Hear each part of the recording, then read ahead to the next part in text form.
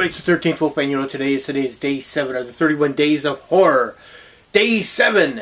31 movies, 31 days, and I talk about all of them.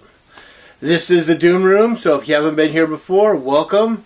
And I am the 13th Wolfman. That's right. Now we got other people doing this. We got Mood 616, Double Shot J, Brother Max, Carly, Jennifer Toshi, Chill Pilgrim is doing it over on Letterboxd.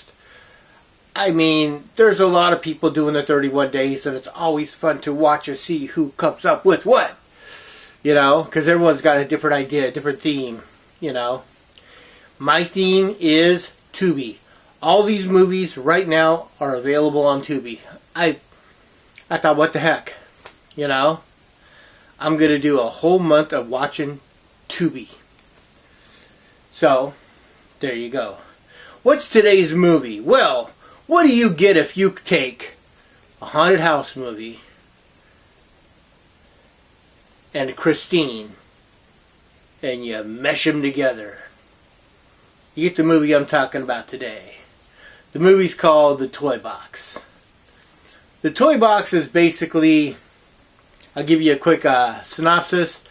A grandfather buys an old, not decrepit, but pretty worn RV, and he wants to take take a trip with his 2 sons, his daughter-in-law, and his granddaughter across California. They're going to stop off at places and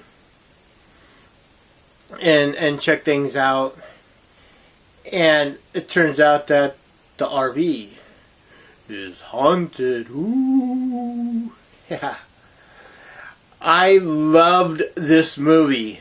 I thought this was, I'm like, okay, so they basically took Christine and, you know, turned it into like a 40-foot RV, or whatever size that RV is, you know. I'm like, that's a cool idea. There's a lot of stuff that happens in this movie that's really cool. And they wind up breaking down out in the desert. I always love movies that put you in a very desolate area. The Hills Have Eyes, stuff like that. You know, whether it's really, really hot or really, really cold. You know, like The Thing. You know, where there is no chance of, you know, it's like the nearest other base in The Thing is like, you know, miles and miles away, and you'd have to trudge through all the cold, you know. No, that's the same thing here. It's like the nearest town, I think they said at one point in time, is like 45 miles away or something like that. And it's just, I love it when there's no, well, our cell phones don't work. We can't go to the next, you know. It's like you have to figure out how to survive. That kind of thing just gets me going. The people in this movie, we got Jeff Denton, we've got Denise Richards, Misha Barton, Katie Keene. I mean, I know there's a lot of people that don't like Denise Richards. I think she does a fine job in this movie. Is she the greatest actress on the planet? You know. But did she do well in this movie? Yes. I mean, it was written and directed by... Okay, it was written by 4 guys. 2 Nagels, Brian and another Nagel. There's so many names. I'm like, there's Jeff Miller was one of the guys that helped write it and came up with the story. And the 4th name is just escaping me, but one of the Nagels, and I want to say it was the one I can't think of the name of, because it seems like Brian is the one that's in the movie, directed it, and it's just a fun time. This is everything that can happen does happen. Like I said, the RV breaks down. They're trying to figure out. They run into a couple along the way, you know. On the way to these cave paintings out in the middle of what looks like Joshua Tree National Park, which is in California for those of you around the world. They come across this car that's broke down. They stop. They're like, "Hey, you guys need help? Well, what we can do is we could take you to the next town, and then you guys can get a tow truck cut. You know, because there's no service out in the middle of the desert. There's nowhere to put up relay stations or cell towers or anything. You know, so they're like, we can't get a signal. No kidding.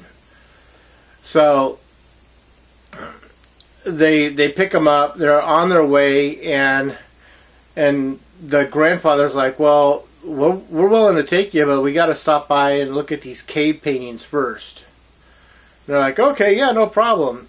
And then the RV breaks down, and then everything that right after that, everything that can go wrong will go wrong. And there's a reason why this RV is haunted, and I'm not going to say squat about that because you really have to watch this movie. This is a fun movie, man. The other day I was saying, I'm just hitting twos, you know. It just seems like all the movies I've been watching lately have been twos, except for Nazi Zombies, which was just a one. This is not a two, man.